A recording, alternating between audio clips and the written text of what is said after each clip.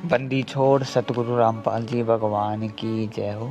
सभी भगत भाइयों को मुझ दासों के दास का सत्साहिब। भगत भाइयों, यह 2 कौड़ी का जीव मालिक के द्वारा गाए गए एक शब्द पर 2-4 बातें बताना चाहेगा। जितनी भी मालिक ने मुझ नीच को, मुझ 2 कौड़ी के जीव को छोटी मोटी जो है भीख के रूप में जो है बुद्धि बख्श रखी है, उस आधार से अगर दास के किसी विचार से कोई भगत भाई परमेश्वर के और निकट आ सके तो ये भी मुझ नीच का सौभाग्य ही होगा, क्योंकि दास तो भगत भाइयों 2 कौड़ी का जीव है, छोटी बुद्धि का आदमी है। दास की कोई औकात ही नहीं है। भगत भाइयों देखो, दास के तो ये विचार है। आज देखो भगत भाइयों, हम तीनों समय की आरतियाँ तो कर रहे हैं और भगत भाइयों हम मंत्र भी कर रहे हैं, जिसको भी जो भी मिला है। लेकिन भगत भाइयों, दास के विचार से हम देखो अपनी ये कलयुग है भगत भाइयों, कलयुग है। और आज हम संसारिकता में इतने रम गए हैं कि हम अपनी औकात को बहुत ही जल्दी भूल जाते हैं कि हमारी क्या औकात है, हम एक जीव है। हम जब तक तीनों समय की आरती या मंत्र करते हैं, जब तक तो हमें परमेश्वर अच्छे से याद रहते हैं बिल्कुल। लेकिन वो होने के बाद हम संसारिकता में इतने रम जाते हैं भगत भाइयों कि मन कर्म वचन से हमसे कोई ना कोई छोटी मोटी गलती हो ही जाती है, क्योंकि हम जीव है 2 कौड़ी के। यानी भगत भाइयों, हम अपनी जो है ना औकात को भूल जाते हैं। वो मालिक की एक वाणी है, दासा तन नेड़े नहीं और नाम धराया दास। यानी दास का तो एक भी लक्षण नहीं है, या दास के कुछ समय के लिए लक्षण है, जब तक परमेश्वर याद रहते हैं, और नाम आपने धरवा रखा है दास। तो भगत भाइयों, परमेश्वर ने हमें हमारी औकात दिखाने के लिए हम भक्ति के अभी किस पायदान पर खड़े हैं, हम कहाँ पर खड़े हैं और कहाँ तक, किस पायदान तक हमें जाना है, वो औकात याद दिलाने के लिए मालिक ने हमारे लिए एक शब्द छोड़ रखा है। आज हम उसी पर छोटी मोटी चर्चा करेंगे। मालिक की दी गई छोटी बुद्धि से यह 2-3 बातें बताएगा यह दास। वैसे तो दास की कोई औकात नहीं है, पर दास को थोड़ा ठीक सा लगा, समझ में आया कि हाँ, कि अगर मेरा भगत भाई कोई इससे कुछ सीख तक सकता है तो इससे बड़ा क्या सौभाग्य होगा। और भगत भाइयों, गुरुदेव हमें सत्संगों में बताते हैं कि इतने बड़े बड़े भगत आए और चले गए, जिन्होंने मालिक के लिए अपना अंग अंग कटवा दिया, जहर तक पी लिया, ऐसे ऐसे कारनामे कर दिए, तब भी उनको परमेश्वर प्राप्त नहीं हुए। जिन्होंने अपना तन मन धन सब कुछ परमेश्वर पर न्यौछावर कर दिया, लेकिन उनको तब भी परमेश्वर नहीं मिले, क्योंकि या तो उनसे कोई कमी रही, या वो भक्ति मोक्ष का समय नहीं था, या उनको सही भगवान नहीं मिला था। ये कुछ कारण थे उन चीज़ों के। तो भगत भाइयों, हमारी तो इसमें देखो क्या औकात है उन भगतों के सामने। तो इसीलिए परमेश्वर ने हमारे लिए एक शब्द छोड़ रखा है, जिससे मैं दास के तो ये विचार है कि प्रत्येक भगत भाई को उससे परिचित होना चाहिए और अपने भक्ति स्तर पे अपने वो किस पायदान पर खड़ा है भक्ति स्तर के, और उस शब्द को सुनकर हमें आकलन कर लेना चाहिए कि हम भक्ति के किस पायदान पर खड़े हैं और तन मन धन से हम अपने परमेश्वर पर कितने समर्पित हुए हैं, और हमें अपने गुरुदेव पर तन मन धन से और कितना समर्पित होने की ज़रूरत है, और हम कहाँ कहाँ पे गलतियाँ कर रहे हैं, कहाँ पे हमारी गलतियाँ आ रही हैं। तो ये चीज़ें जो है भगत भाइयों, गुरुदेव ने अपने एक गुरुदेव का एक शब्द है, उसके माध्यम से हम अपना आकलन कर सकते हैं कि हम भक्ति के किस स्तर पर खड़े हुए हैं अभी। भगत भाइयों, गुरुदेव का एक शब्द है जिसकी दास बात कर रहा है, उसका नाम है साहेब कबीर दवारे थारे पे एक दास भिखारी आया है, भक्ति की भिक्षा दे दी जो उम्मीद कटोरा लाया है। तो दास के तो भगत भाइयों, इस शब्द पर यही विचार है कि ये शब्द जो है गुरुदेव ने हमें हमारी भक्ति का आकलन करने के लिए, कि हम भक्ति के किस पायदान पर खड़े हैं, और हमें हमारी औकात याद दिलाने के लिए जो है ये शब्द दे रखा है। भगत भाइयों, गुरुदेव ने इस शब्द में ना बहुत से बड़े बड़े भक्तों का जो है वर्णन कर रखा है कि उन्होंने परमात्मा के लिए शरीर त्याग दिया, ये कर दिया, उन्होंने तन अपनी बोटी बोटी कटवा दी, इतने समर्पित हो गए और पता नहीं क्या क्या उन्होंने परमात्मा के लिए किया। गुरुदेव ने अपने इस शब्द में बता रखा है बहुत से भक्तों के विषय में, जिनको हम आज बहुत बड़ा भक्त मानते हैं, जिनमें से कुछ पार हुए होंगे और कुछ पार नहीं हुए होंगे। तो भगत भाइयों, जब ऐसे ऐसे भगत ही पार नहीं हुए जो इतने समर्पित हो गए इतने परमात्मा के प्रति कि उन्होंने पता नहीं क्या से क्या कौन कौन सी हद से पार गुजर गए वो गुरुदेव परमात्मा के लिए, चाहे उनको उनमें से कुछ भक्तों को चाहे असली परमात्मा मिले हो या नकली मिले हो। तो भगत भाइयों, हमारी तो औकात क्या है भगत भाइयों, हम तो आज संसारिकता में इतने रम चुके हैं, हम तो पल पल पे अपनी औकात भूल जाते हैं। दास तो भूल जाता है, अगर कोई नहीं भूलता है तो अलग बात है, दास तो कभी कभी औकात भूल जाता है, इसलिए दास अपने विचार यहाँ पे व्यक्त कर रहा है। तो हमारी तो कोई औकात ही नहीं है भगत भाइयों, हमें अपनी औकात याद रखनी चाहिए। हम भक्ति के किस पायदान पर खड़े, ये शब्द सुन के मालिक का अपने मुख से गा के हमें अपनी भक्ति का आकलन कर लेना चाहिए भगत भाइयों, हम किस पायदान पर खड़े हैं भक्ति के। दास भगत भाइयों यहाँ पर एक छोटा सा उदाहरण देना चाहेगा। वो परमेश्वर पर वो भगत इतने जिनके बारे में गुरुदेव ने इस शब्द में बहुत से भक्तों के बारे में जो वर्णन किया है, वो इतने समर्पित हो गए, उनको भगवान फिर भी नहीं मिले, भगवान मिले तो उनको उनमें से कुछ का मोक्ष नहीं हुआ। तो भगत भाइयों, आज हमें तो भगत भाइयों क्या बोलते हैं, तीनों समय की आरती खड़े होने में दिक्कत आ रही है, खड़े होके करने में दिक्कत आ रही है, अब उस चीज़ में बहाने बना रहे हैं आज हम। और आज हमें तो भगत भाइयों सिर पर कपड़ा बांधने में दिक्कत आ रही है। अगर किसी चीज़ से हम अपने गुरुदेव के प्रति अपने मन में और ज़्यादा भाव और ज़्यादा आदर और ज़्यादा सम्मान प्रकट कर सकते हैं तो उसमें कुछ दिक्कत तो नहीं होनी चाहिए किसी भगत भाई को। दास के ये विचार है।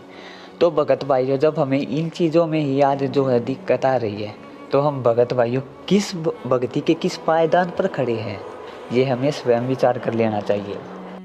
यानी भक्ति में हमारी क्या औकात है भी भगत भाइयों, हमें इस शब्द के माध्यम से सीखना चाहिए। दास के तो भगत भाइयों देखो ये विचार है कि सभी भगत भाइयों को इस शब्द में जो गुरुदेव ने जिन जिन के बारे में बताया, सबसे पहले तो YouTube पर जाकर सर्च करना चाहिए कि इस भगत ने परमात्मा के लिए क्या किया, इस भगत ने परमात्मा के लिए क्या किया, जिन जिन के बारे में गुरुदेव ने शब्द में बताया है। और उसके बाद में भगत भाइयों पहले YouTube पे देखना चाहिए वीडियो उनका कि ये इतने समर्पित हो गए फिर भी आज मोक्ष को प्राप्त नहीं है ये, और हमारी तो क्या औकात है। ये देखने के बाद में भगत भाइयों, दास के तो ये विचार है, सभी भगत भाइयों को ये शब्द लिख लेना चाहिए या याद कर लेना चाहिए और लिख के अपने मुख कमल से अपने गुरुदेव के लिए ये शब्द गाना चाहिए भगत भाइयों हमें, ताकि हमें अपनी औकात का पता चलता रहे कि हम भक्ति के किस पायदान पर खड़े हैं, क्या औकात है हमारी, गुरुदेव हमें क्या बनाना चाहते हैं और आज हम क्या बन के खड़े हुए हैं। अरे जब हम अपने गुरुदेव के लिए शब्द गाएंगे, शब्द को हम याद करके अपने मुख कमल से अपने गुरुदेव के लिए गाएंगे, तन मन धन से बिल्कुल हृदय से अपने गुरुदेव के लिए हम गाएंगे रो रो के, तो क्या मालिक हम पे दया नहीं करेंगे। अरे भगत भाइयों, कुछ ना करने से अच्छा कुछ करे वो तो अच्छा ना भगत भाइयों, ये चीज़ हमें देखनी चाहिए। कुछ ना करने से अच्छा हम कुछ तो करें अपने परमात्मा के लिए, जिससे परमात्मा हमारे गुरुदेव हमारे हमसे खुश हो कि देखो ये मुझे अपनी औकात बता रहा है कि मैं इन जैसा भगत नहीं हूँ और मैं भक्ति के इस पायदान पर खड़ा हूँ। परमात्मा मैं तो आपके सामने कटोरा लेके खड़ा हूँ, मालिक भिखारी हूँ मैं तो इससे हमें अपनी भी औकात पता चलती रहेगी, परमात्मा के प्रति भी यानी गुरुदेव के प्रति भी हमारे साथ में भाव बनेंगे। और अगर सच्चे हृदय से प्रतिदिन अपने गुरुदेव के लिए या कभी भी समय मिले अपने गुरुदेव के लिए शब्द अपने मुख कमल से गाएंगे तो भगत भाइयों परमात्मा दया नहीं करेंगे। अरे साधु भूखा भाव का धन खा भूखा नाही, है ना परमात्मा की ये वाणी। तो ये फेल थोड़ी हो जाएगी भगत भाइयों।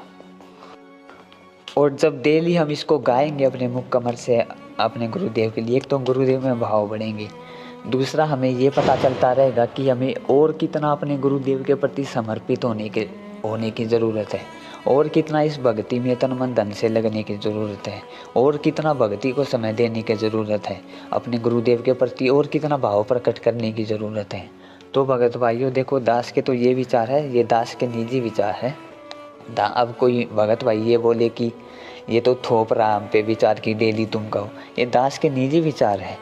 अगर किसी भगत भाई को ठीक लगे तो ठीक है, बाकी दास अभी देखो ये सत्संग, ये जो गुरु मालिक का शब्द है, ये एक बार इसमें वीडियो में चला देता है। इसके बाद में गुरुदेव ने जिन जिन भक्तों के बारे में जिक्र किया जो परमात्मा के प्रति इतने समर्पित हो गए, तो उनके बारे में थोड़ा थोड़ा बता देगा लास्ट में, ताकि अगर कोई भगत भाई यूट्यूब पर भी ना ढूंढ पाए वीडियो तो थोड़ा थोड़ा उनके बारे में बता देगा।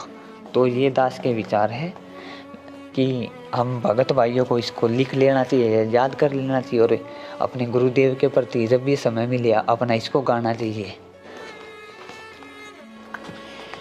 तो भगत भाइयों, इस शब्द में जिन भक्तों के बलिदानों के बारे में गुरुदेव बता रहे हैं, उनसे हमें सीख लेनी चाहिए कि उन्होंने क्या क्या बलिदान किए। उनमें से उनको तब भी मोक्ष प्राप्त नहीं हुआ, वो आज भी हमारे बीच में ऐसे ही भटक रहे हैं।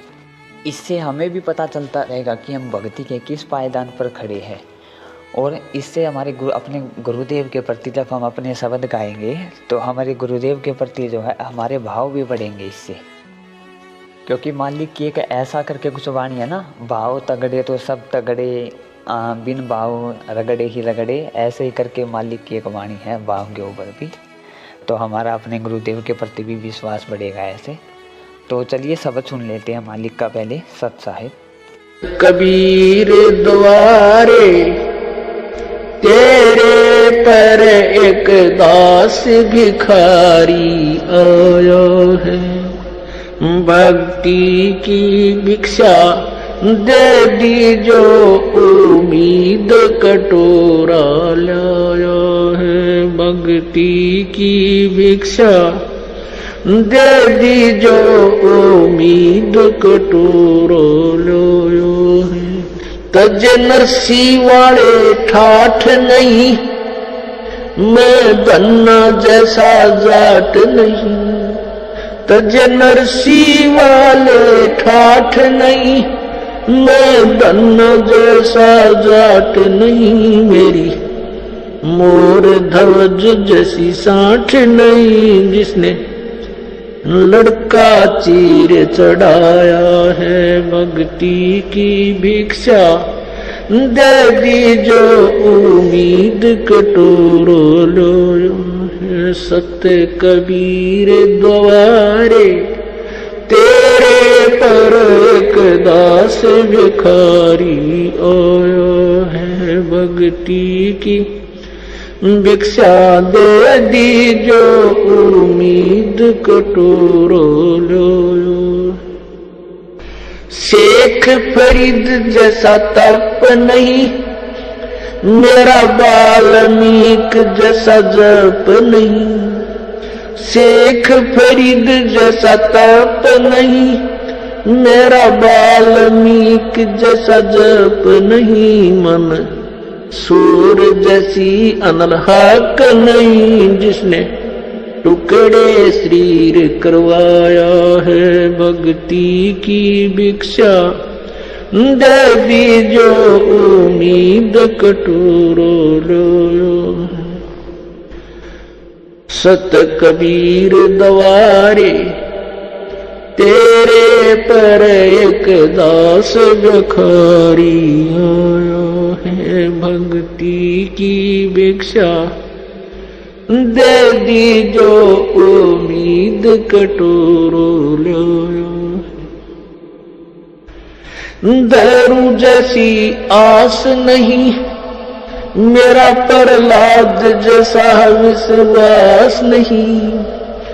दारू जैसी आस नहीं, मेरा प्रहलाद जैसा विश्वास नहीं, मीरा जैसा रास नहीं, जिसने रो और नाच जाया है भक्ति की भिक्षा।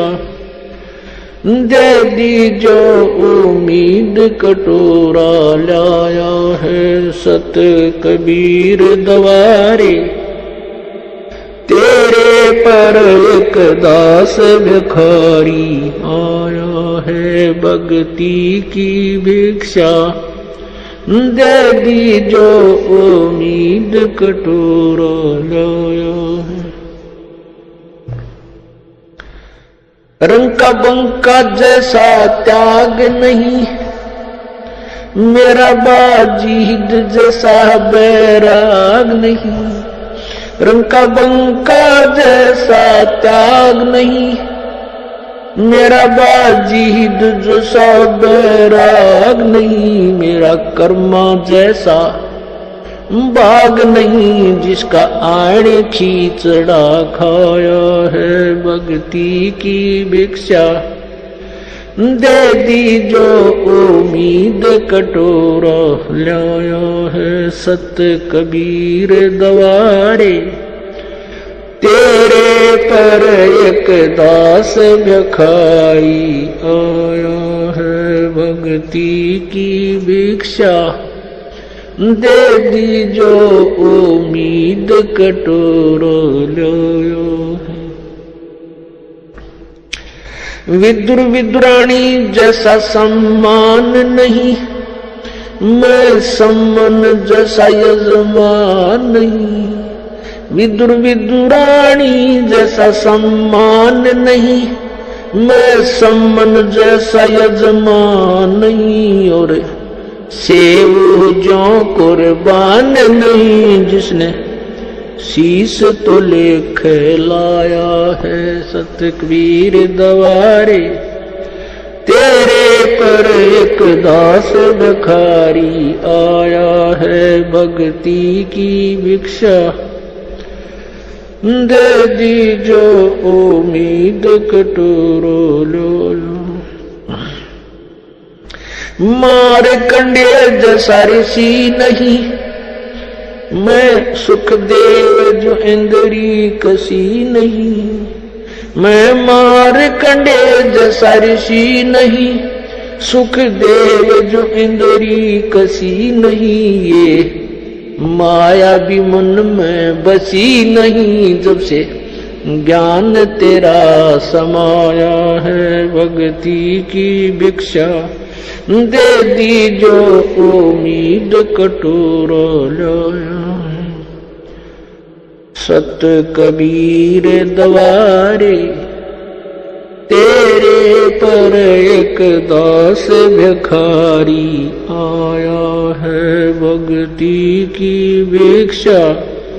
दे दी जो उम्मीद कटोरा लाया। धर्मदास जो भक्ति सेठ नहीं, मेरा जीवा दत्ता जैसी उड़ सेठ नहीं। धर्मदास जैसा भक्ति सेठ नहीं, जीवा दत्ता जैसी उड़ सेठ नहीं। मेरा पीपा जैसा डेठ नहीं, जिसने दरिया बीच बुलाया है भक्ति की भिक्षा। दे दी जो उम्मीद कटोरा लाया है मेरे सत कबीर दवारे। तेरे पर एक दास भिखारी आया है। दिया द्रौपदी जैसा लीर नहीं, कोई बना भजन में सीर नहीं। दिया द्रौपदी जैसा लीर नहीं, कोई बना भजन में सीर नहीं। मेरे भिलनी जैसी धीर नहीं, जिसने बन के बीच घुमाया है सत भक्ति की भिक्षा। दे दी जो उम्मीद कटोरा लाया। सांबर दादू दास मिले, फिर नानक को कर ख्यास मिले, सांबर में दादू दास मिले। फिर नानक को कर ख्यास मिले, सुल्तानी को हो खवास मिले। जिसका बिस्तर झाड़ बिछाया है, भक्ति की भिक्षा दे दी जो उम्मीद कटोरा लाया है। सत कबीर दवारे तेरे पर एक दास भिखारी आया है। मात पिता और बंधु आए, माया जोड़न खूब सिखाए। मात पिता और बंधु आए, माया जोड़न खूब सिखाए। भक्ति के नाला लाए, उल्टाए पाठ पढ़ाया है। भक्ति की भिक्षा दे दी जो उम्मीद कटोरा लाया है। सत कबीर दवारे तेरे पर एक दास भिखारी आया है। भक्ति की भिक्षा दे दी जो उम्मीद कटोरा लाया है। पांचों विकार सताते हैं, मन चाया नाच नचाते हैं।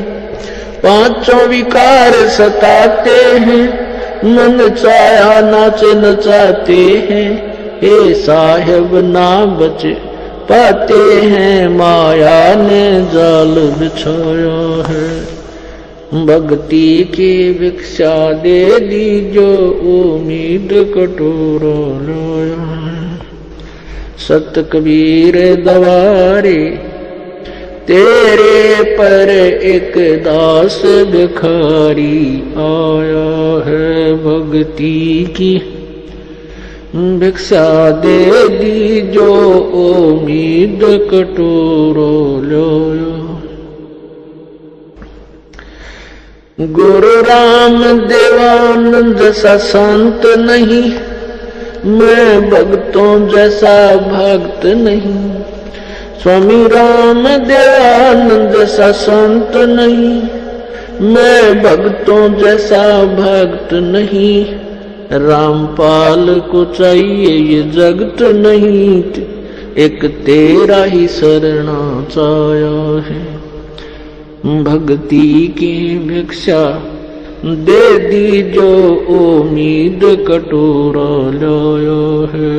सत कबीर दवारे तेरे पर एक दास भिखारी आया है। भक्ति की भिक्षा दे दी जो उम्मीद कटोरा लाया।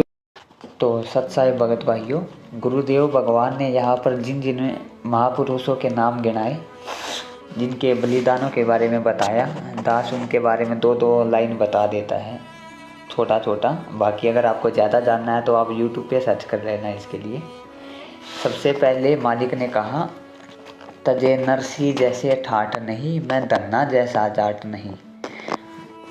एक कोई नरसी भगत थे, नरसी जी थे कोई, जिनको पिछले समय में गुरुदेव ने जो है अपनी शरण में लिया था। गुरुदेव सत्संगों में बताते हैं कि नरसी जो भगत थे ना, उनके पास 56 करोड़ की संपत्ति थी। उस समय के 56 करोड़, तो आज का आप हिसाब लगा लेना भगत भाइयों। उस समय के 56 करोड़ जिसने परमात्मा के लिए छोड़ दिए थे, उस समय पे वो आज की तरह संपत्ति होगी 56 करोड़ की, और उसने परमात्मा के लिए उस समय पे छोड़ दिए थे भगत भाइयों। जबकि उनको तो तत्व ज्ञान भी नहीं था भगत भाइयों। जो ज्ञान आज हमें मिला है, वो तो अच्छे से ये भी नहीं जानते थे कि मेरे गुरुदेव ही भगवान हैं। उनको तो इतना खोल के भी ज्ञान नहीं दिया था मालिक ने, जितना आज हम लोगों को दे रखा, हम नीचों को दे रखा है। उस समय पे उसने 56 करोड़ की संपत्ति छोड़ दी थी मालिक के लिए।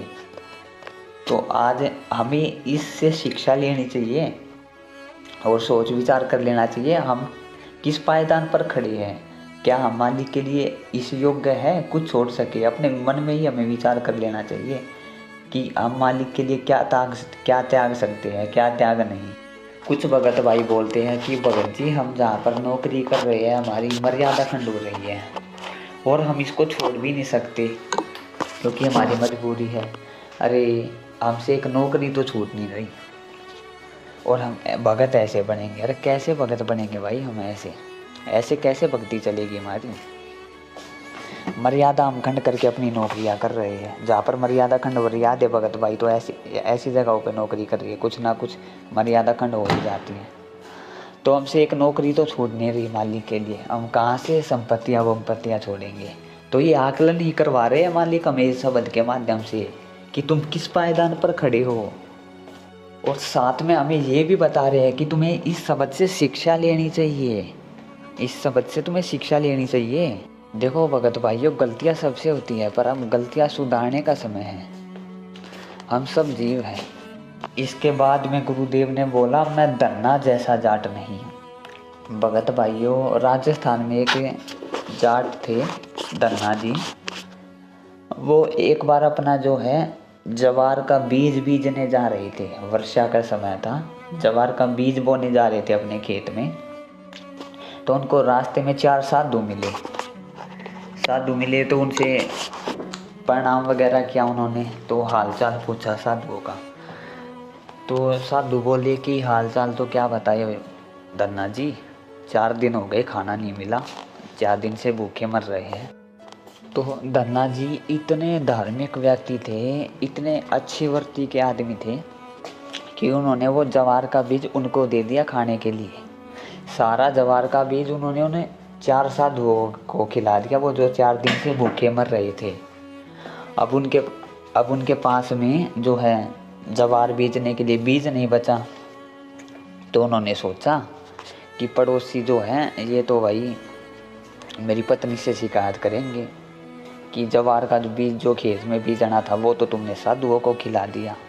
तो कंकर फेंकाया था वो लोगों को दिखाने के लिए, जवार के बीज की जगह कंकर फेंक दिए उसने, लोगों को लगा कि ये तो जवार बीज रहा है।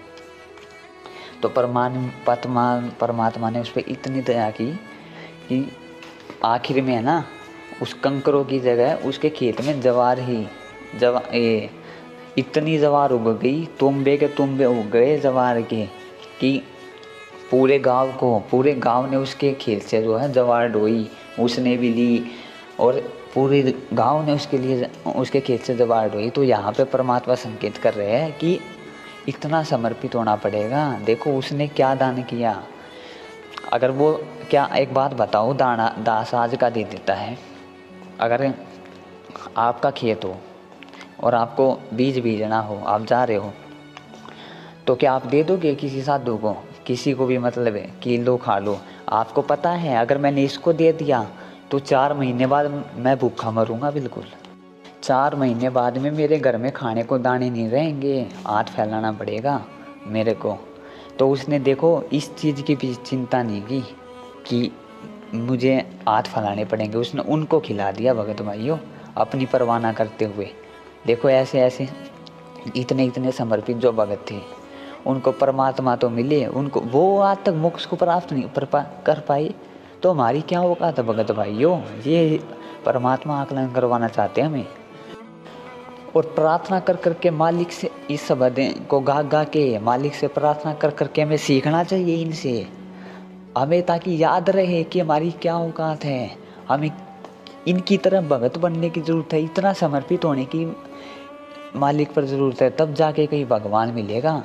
हम भगत भाइयों कलयुग में हैं, बिचली पीढ़ी का समय है, काल हर हथकंडा अपनाएगा हमें जो है हमारी औकात भुलवाने के लिए। हम अपनी औकात को बहुत ज़्यादा जल्दी भूल जाते हैं, तो ऐसे हमें मालिक से प्रार्थना करते रहना चाहिए।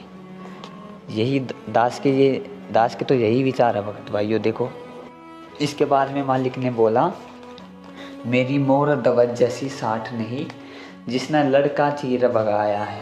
तो यहाँ पर मोर दवज का उदाहरण मालिक गुरुदेव ने जो दिया है, मोर दवज जी के जो गुरु थे, इनके गुरु थे जो, तो मालिक ने इनको आदेश दे दिया था कि अपने लड़के को काट दे बीच में से, और तेरी आँखों में भी आंसू नहीं आने चाहिए। और तो उन्होंने तीनों इतने, वो मोर तवज्जी थे जो, और उनकी पत्नी थी और उनका जो बच्चा था, तीनों आगे लाइन में खड़े हो गए कि परमात्मा मुझे कटवा दो, मुझे कटवा दो। ऐसा सौभाग्य पता नहीं कब हमें प्राप्त हो, ऐसा सौभाग्य है पता नहीं हमें कब प्राप्त हो। जबकि उनके तो गुरु भी असली नहीं थे। श्री कृष्ण जी को उन्होंने गुरु बना रखा था भगत भाइयों। लड़के से अपना, आरे से अपना लड़का काट दिया था, आंखों में आंसू नहीं आने दिए थे। इतने समर्पित भगवान के प्रति, उनको मोक्ष नहीं मिला भगत भाइयों। हमारी औकात है, इसीलिए औकात याद रखनी जरूरी है हमें अपनी। हम किस पायदान पर खड़े हैं भक्ति के, और हमें क्या बनने की ज़रूरत है अपने गुरुदेव के लिए। कितना अपने गुरुदेव की महिमा का गुणगान करने की ज़रूरत है, कितना हमें अपने गुरुदेव को इन शब्दों के, इस शब्द के माध्यम से अपनी औकात बताने की जरूरत है कि मालिक मैं तो भिखारी हूँ, मालिक मेरी कोई औकात नहीं, कटोरा हाथ में है। ऐसे ही तो आदि नहीं आती है भगत भाइयों। इसके बाद में गुरुदेव ने बोला, शेख फरीद जैसा जप नहीं।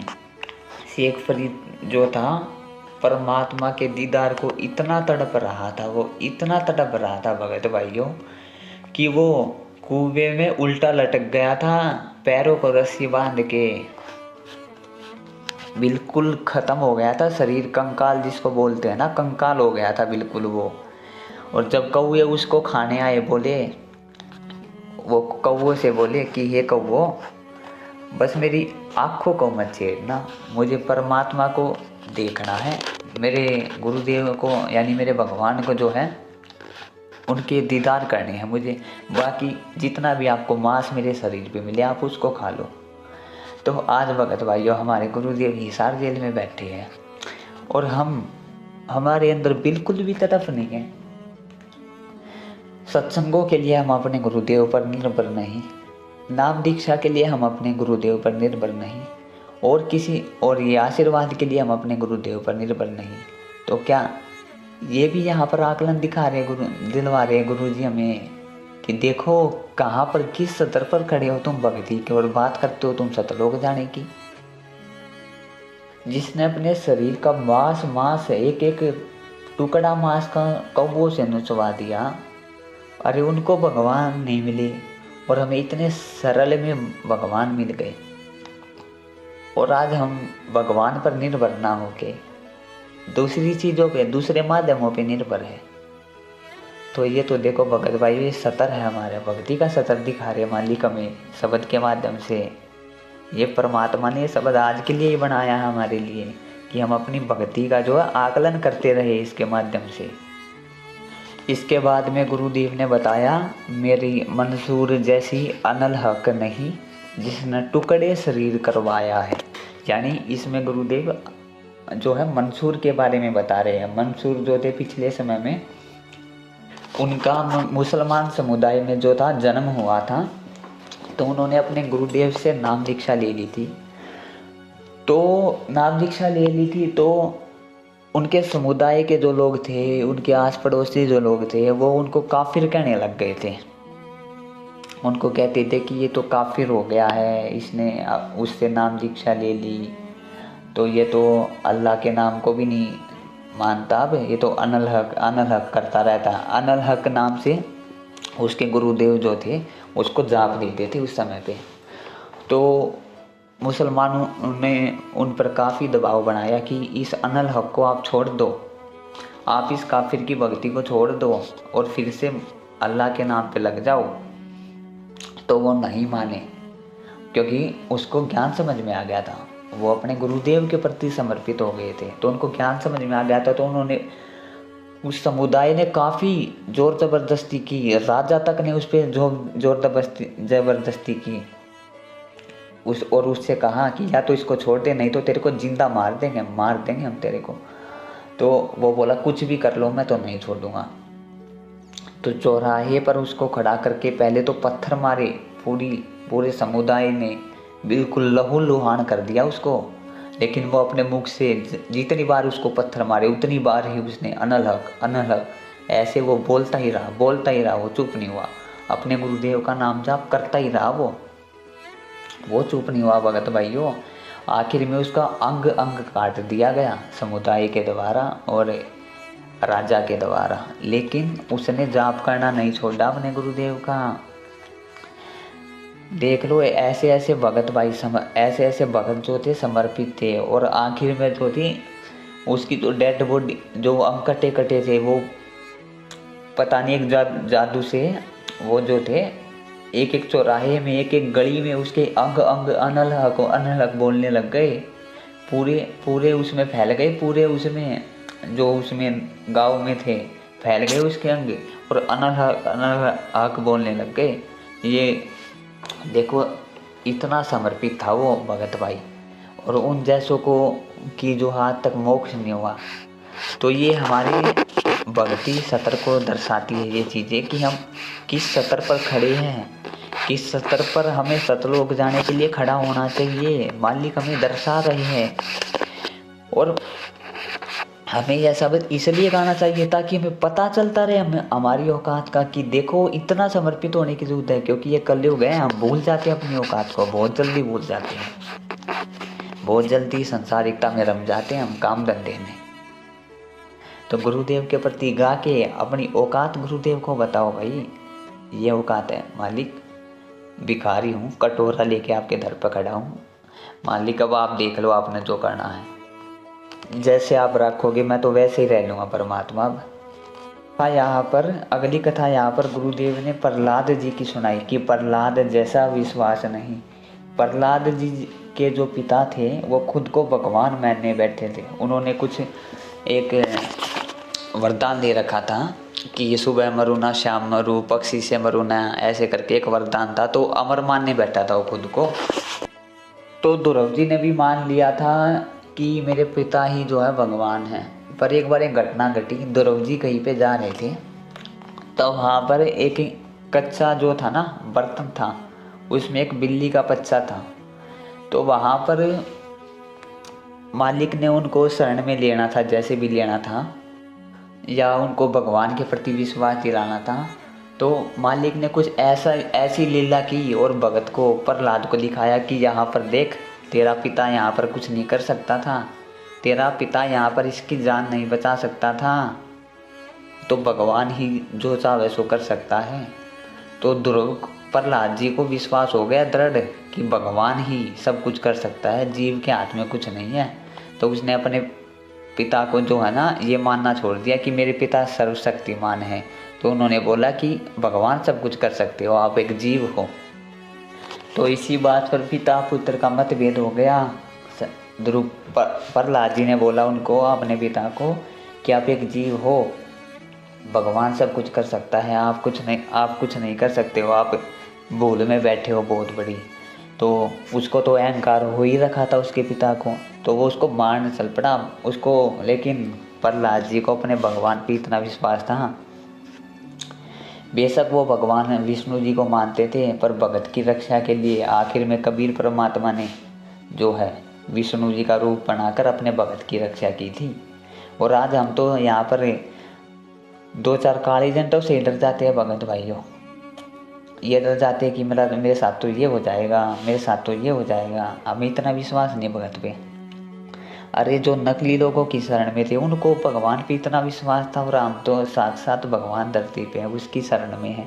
हमें यहाँ पर विश्वास नहीं हो रहा कि भगवान क्या नहीं कर सकता हमारे लिए, हर समय पे रक्षा कर सकता है, काल से पल पल में रक्षा कर सकता है, अगर विश्वास हो तो, मर्यादा में हो तो। आगे भगत भाइयों गुरुदेव जो है मीरा जी के बारे में बता रहे हैं कि मीरा जैसा रास नहीं जिसने रूप और नाच रिझाया है। यानी कि मीराबाई जो थी उनको अपने गुरुदेव पे, अपने भगवान को, वो वैसे तो श्री कृष्ण जी को भगवान मानती थी, तो वो इतना विश्वास करती थी कि वो नाच कर अपने गुरुदेव को, अपने भगवान, यानी अपने भगवान को, जिनको भी वो पूजती थी उसको प्रकट कर देती थी। वो उनको भी विवश हो के उनके विश्वास के सामने, उसकी दृढ़ता के सामने और उसके इतने विश्वास से वो करती थी डांस कि उसको भी प्रकट होना पड़ता था, मजबूर, विवश, इतना विवश कर देती थी वो भगवान को, इतना अपने भगवान के प्रति वो था उसके अंदर में। और उसने जहर तक पी लिया था अपने परमेश्वर के लिए, मीराबाई ने जहर तक पी लिया था। तो भगत भाइयों, हमारी तो क्या औकात है, हमारी तो कुछ औकात नहीं भगत भाइयों। इसलिए परमात्मा हमें हमारी औकात से अवगत करा रहे हैं कि भाई भगत तो देखो बनना पड़ेगा, अब बन लो या फिर तुम्हारा जब मौका लगे तब बन लेना। भगत तो देखो बनना ही पड़ेगा। ये सांसारिक काम धंधे छोड़ के अब तो देखो जिन भक्तों का ये उदाहरण दे रहे गुरुदेव यहाँ पे, इनके जैसा अब तो देखो बनना ही पड़ेगा आपको। ऐसे श्रद्धा भाव आपको अपने गुरुदेव के प्रति प्रकट करने ही पड़ेंगे, नहीं तो काम नहीं चलेगा भाई। अगली लाइन में गुरुदेव ने बताया, रंका बंका जैसा विराग नहीं।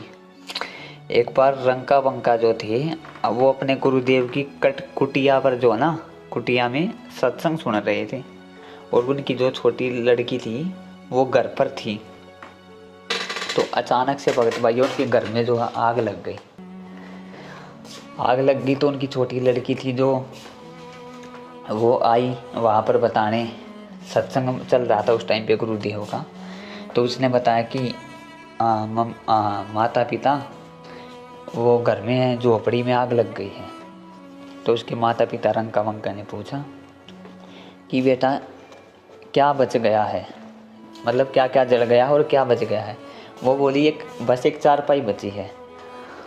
तो रंका बंका जो थे वो बोले उसके माता पिता कि बेटा उसको भी उस आग में डाल दे, उसको भी उस आग में डाल दे, फेंका उस आग में, कम से कम सत्संग में बाधा तो उत्पन्न नहीं होगी। यहाँ पे गुरुदेव का यहाँ पे सत्संग चल रहा है और आज हम क्या कर रहे हैं भगत भाइयों, कोई खाना बनाते हुए आरती कर रहा है, कोई काम करते हुए आरती कर रहा है।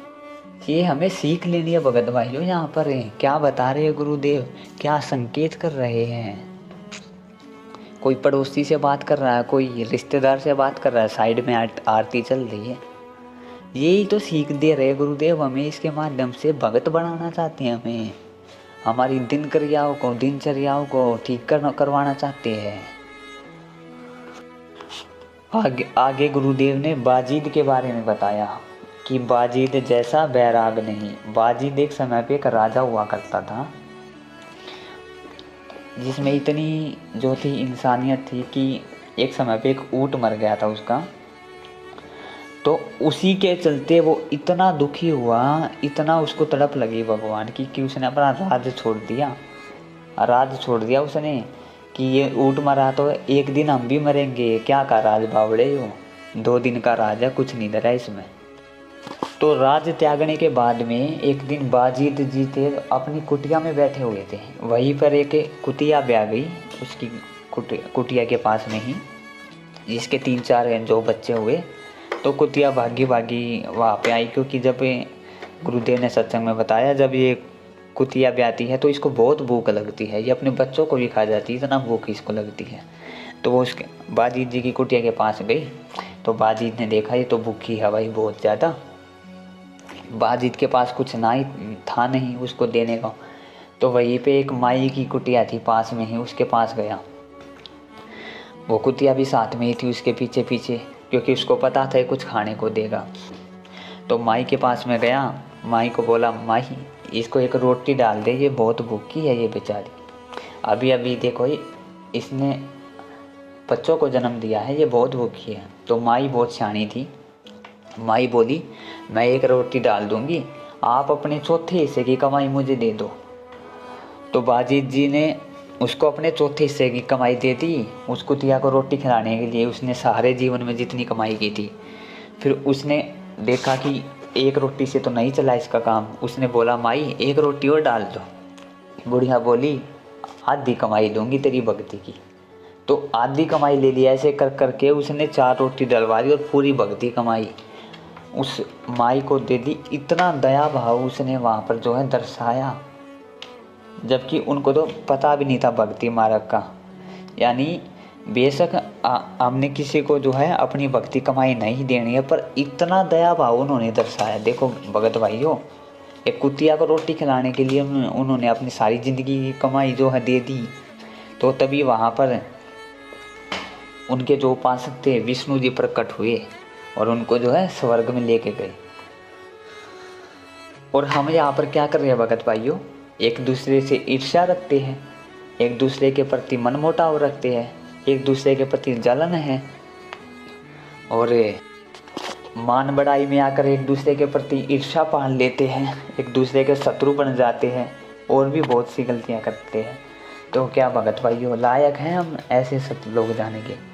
तो ऐसे हमने जो है दिन प्रतिदिन इन चीज़ों से सीखना पड़ेगा।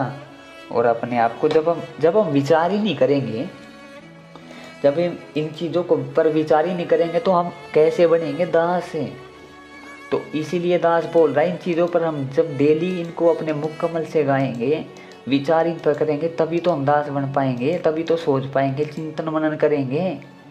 परमेश्वर से हम ये भीख मांगेंगे कि मालिक हम तो भिखारी, हमारी क्या औकात है इन भगतों के सामने भी, मालिक अपने चरणों में लगा लो। परमात्मा भिखारी है दास तो कटोरा लेके आपके सामने चरणों में पड़ा आपके। अगला गुरुदेव ने जो है कर्मा के बारे में बताया कि मेरा कर्मा जैसा भाग नहीं जिसका आण खींचड़ा खाया है। कर्मा और उसके माता पिता थे, ये लोग जो थे विठल यानी विष्णु भगवान की पूजा करते थे, जहाँ तक दास की बुद्धि में अभी तक आ रहा है। तो एक बार उसके माता पिता थे जो वो काम से बाहर चले गए 2-3 दिन के लिए, और उसको बोल के गए कर्मा को कि बेटा ये मूर्ति जो है ना विठल जी की, इसके सामने आप ये लगाना, खिचड़ी का भोग लगाना डेली। तो उसको तो पता नहीं था कि ये मूर्ति जो है ये तो वो है खाना, इसको खिचड़ी को खा नहीं सकती। उसे लगता है खिचड़ी जरूर खाएगी, कर्मा को लगा ये खिचड़ी जरूर खाएगी। तो उसने लगाया वो भोग, तो वो बहुत दुखी हुई क्योंकि खाया नहीं वो, उस मूर्ति ने जो है उसका भोग खाया नहीं। कर्मा ने जो भोग लगाया था ना, तो मूर्ति ने खाया नहीं, वो ग्रहण नहीं किया। तो उसको लगा कि मेरे से कोई गलती बन गई। तो वो इतनी दुखी हुई, और आखिर में 2 से 3 दिन ऐसे ही बीत गए, और आखिर में ये सोच लिया परमात्मा कि भगवान मेरे से क्या गलती बन गई। वो छोटी सी बच्ची ने कि मैं भी कुछ खाना नहीं खाऊंगी जब तक आप इस भोजन को ग्रहण नहीं कर लोगे ना, मैं भी खाना नहीं खाऊंगी, चाहे मेरे प्राण ही क्यों ना निकल जाए। आखिर में भगवान को विवश होके यानी अपने कबीर परमेश्वर को आखिर में भगत की लाज रखने के लिए प्रकट होके विठल या श्री कृष्ण जी के रूप में उस खिचड़े को खाया। इतना विश्वास है, इतना गुरु भगवान को विवश कर दिया उसने अपने विश्वास के सामने कि आखिर में उसने गुरुदेव अपने गुरु संत रामपाल जी भगवान ने जो है विष्णु या विठल जी का रूप बना के और आखिर में वो खिचड़ा खाया था। उसका इतना विश्वास उन्होंने पैदा कर दिया। और यहाँ पर हमें तो साक्षात रूप में अरे अब हमारे गुरुदेव भगवान के रूप में भगवान मिल गया, कबीर परमात्मा हमारे गुरुदेव के रूप में बैठे हैं और हम उनको भोग लगाने से डर रहे हैं। ये सोच के हम घर में बैठे हुए डर के कि हम गुरुद्रोही कर दिए जाएंगे अगर संत रामपाल जी को भोग लगाएंगे। अरे किस स्तर पे हम भक्ति के मतलब कहाँ तक कितना सतर गिरा हुआ हमारा भक्ति का। जिनको असली भगवान मिले नहीं उनके ऐसे वैराग और ऐसी जो है उनकी परिस्थितियाँ थी, और जिनको भगवान मिल गए वो भाई बस उसकी तो अब कहा नहीं जा सकता उसके बारे में कुछ।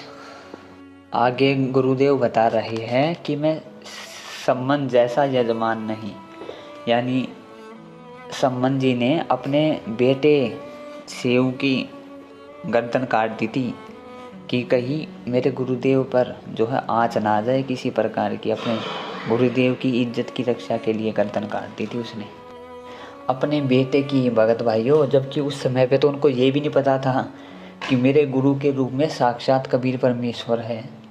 और आज हम तो ये भी जानते हैं कि हमारे गुरुदेव ही कबीर परमेश्वर है, फिर भी हम भक्ति मार्ग में आगे नहीं बढ़ पा रहे हैं। फिर भी हम उनकी महिमा का गुणगान नहीं कर रहे हैं। अरे सोशल मीडिया प्लेटफॉर्म किस लिए दिए है भगवान ने भाइयों? ये घर में आराम से बैठना खाली बैठने के लिए थोड़ी दिए है ये। अरे ये इसीलिए दिए है अभी मौका है अपने गुरुदेव भगवान का जितना हो सके उनकी महिमा का गुणगान करने का। फिर मौका नहीं है, फिर तो हाथ से मौका निकल जाएगा, फिर तो वही बात हो जाएगी, रात गई सो बात गई। तो भगत भाइयों, अभी समय है, हम जानते हैं हमारे गुरुदेव भगवान हैं, तो उनकी महिमा में हमें दिन रात जो है लग जाना चाहिए। अब उनकी एक एक चीज़ों पर खड़ा उतर जाना चाहिए, अब एक एक उस पर अब प्रसन्न करने का समय है उनको। आगे गुरुदेव बता रहे हैं, मैं मार्कंडेय जैसा रसी नहीं, सुखदेव जो इंद्री तजी नहीं। मार्कंडेय, हम आज यहाँ पर राज चाहते हैं, हमें ये चाहते हैं कि हमें थोड़ा धन दौलत हो जाए, थोड़े पैसे आ जाए हमारे घर में, हमें लाभ नहीं हो रहा। अरे मार्कंडेय ऋषि जो था ना, मार्कंडेय ऋषि के सामने इंद्र ने अपना राज रख दिया था स्वर्ग का कि लो आप इस राज को ग्रहण करो। मार्कंडेय ने उसको ठोकर मार दी थी कि ये तेरा राज तो मेरे सामने काग की पीठ के समान है, तेरा ये स्वर्ग का राज है, अपने राज को अपने पास रख, मुझे ना चाहिए। और हम यहाँ पर भगत भाइयों गुरुदेव से क्या मांगते हैं? थोड़ा धन हो जाए, थोड़ी दौलत हो जाए। अरे भक्ति मांगनी चाहिए हमें, भक्ति, वैराग मांगना चाहिए अपने गुरुदेव के प्रति। वैराग सबसे बड़ी चीज़, वैराग अपने गुरुदेव के प्रति, अपने गुरुदेव के प्रति तड़प है। दास की बुद्धि में तो सबसे बड़ी यही चीज़ है कि हमें अपने गुरुदेव के प्रति के लिए वैराग और तड़प मांगनी चाहिए कि हमारे अंदर तड़प बने भक्ति की अपने गुरुदेव के प्रति। आगे गुरुदेव ने सुखदेव जी के बारे में बताया। सुखदेव को माँ के गर्भ में ही पता चल गया था कि ये माता पिता के रिश्ते, कि मैं तेरा पिता, तू मेरा पुत्र है, तू मेरी माता, ये सारे रिश्ते जो है काल ने यहाँ पर फंसाने के लिए लगा रखे है जीव को। उसको इन तीनों जो गुणों का प्रभाव है पहले ही पता चल गया था। अरे जब उस जैसे भगत पार नहीं हो सके, जिसको पहले ही पता चल गया इस माया जाल का, तो हमारी तो भक्तों क्या औकात है भगत भाइयों। हमें तो परमात्मा से ये प्रार्थना करनी चाहिए, परमात्मा कटोरा लेके हाथ में खड़ा हो मालिक आपके चरणों में। जब उन जैसे भगत नहीं पार हो सके तो हम क्या आज चोड़े हुए फिर रहे भगवान, हमारी क्या औकात है। हमें तो चरणों में पड़ जाना चाहिए गुरुदेव, आपकी महिमा गानी चाहिए, आपसे भक्ति मांगनी चाहिए। हम मांग कुछ और रहे हैं। तो ये है भगत भाइयों। आगे गुरुदेव ने बताया, धर्मदास जैसा भक्ति सेठ नहीं, मेरा जीवा दत्ता जैसी उड़ सेठ नहीं। धर्मदास जी जो थे वो जब तक उनको वास्तविक साधना नहीं मिली थी तो इतने वो भक्ति के प्रति जो थे उत्सुक थे, वो हर क्रिया को करते थे।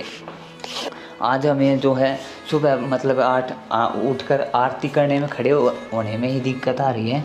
वो तो ऐसे भक्ति सेठ थे भगत भाइयों, वो हर क्रिया को करते थे, वो जितनी हो सकती थी उनसे भक्ति की क्रिया। कभी तीर्थों पर जाना, कभी 68 तीर्थों पर जाना, कभी सुबह धूप बत्ती करना, सब कुछ करते थे वो। तो भगत भाइयों हमारा सतत तो बहुत डाउन है उनके आगे अभी। उसके बाद में जीवा दत्ता के बारे में बताया गुरुदेव ने।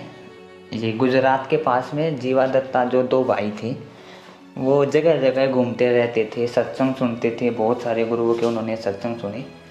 तो जिस भी गुरु से वो मिलते थे वो यही कहते थे, मोक्ष है संभव है लेकिन पूरा गुरु हो तभी संभव है। तो उनको कभी भी उस समय तक पूरा गुरु नहीं मिला था। तो वो ऐसे ही फूट फूट कर रोने लग जाते थे कि मालिक हमें तो पूरा गुरु नहीं मिला, और अभी हमारे जीवन ख़त्म कर दो परमात्मा। जब भी कोई पूरा गुरु इस धरती पे हो तभी हमको जन्म देना, हमारे जीवन को ख़त्म कर दो। ऐसा कह के वो फूट फूट कर घंटों घंटों रोते थे। इतनी तड़प थी उनके अंदर में भगवान के प्रति। अरे हमें तो पूरा गुरु भी मिल गया, उसी के रूप में परमात्मा भी मिल गया, फिर भी हम नहीं समझ पा रहे हैं, उसकी महिमा का गुणगान नहीं कर रहे हैं, तो कैसे बात बनेगी भगत भाइयों। जबकि उनका तो मोक्ष ही नहीं हुआ, हमारी तो कोई लेवल ही नहीं है भक्ति में उनके सामने, हमारी तो कोई लेवल ही नहीं है उनके सामने भक्ति में। तो ऐसे कैसे मिल जाएगा भगत भाइयों सतलोक है। ये दास कोई अपनी तरफ से नहीं कह रहा है, ये विचारणीय विषय है। ये चीज़ें जो गुरुदेव हमें संकेत कर रहे हैं यहाँ पे इस शब्द के माध्यम से। आगे गुरुदेव पीपा के बारे में बता रहे हैं। पीपा के बारे में गुरुदेव की एक वाणी है, पीपा दरिया में कूद गए, जिन्हें कैसी करी डिठाई, भाई वो नरपाड़ा जीत गए, जिन्हें सिर धड़की बाजी लगाई। यहाँ पर गुरुदेव कहते हैं, मेरा पीपा जैसा दृढ़ सेठ नहीं, जिसने दरिया बीच बुलाया है। यानी उनके विश्वास को देखकर परमात्मा को जल के बीच में आना पड़ा उनकी रक्षा करने के लिए। पीपा और सीता जो थे, वो जो पीपा जो था वो राजा था, उसने भगवान के लिए अपना राज भी त्याग दिया था। और वो और उसकी पत्नी सीता दोनों श्री कृष्ण जी को भगवान मानते थे। तो एक दिन वो ऐसे ही चर्चा कर रहे थे कि द्वारका के पास में वहाँ पे वो है नहीं, वो समुद्र के किनारे जो द्वारका होती थी, चलो वहाँ पे एक बार दर्शन करके आते हैं। तो वो वहाँ पे चले गए दरिया के किनारे। तो वहाँ पे अब तो कहाँ पे द्वारका होनी थी, वो तो डूब गई थी।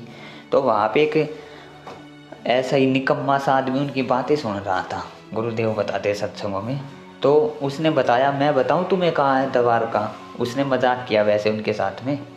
तो वो बोले, बताओ जी कहाँ पे हैं। तो बोले इस दरिया के बीच में है, वहाँ देखो वहाँ।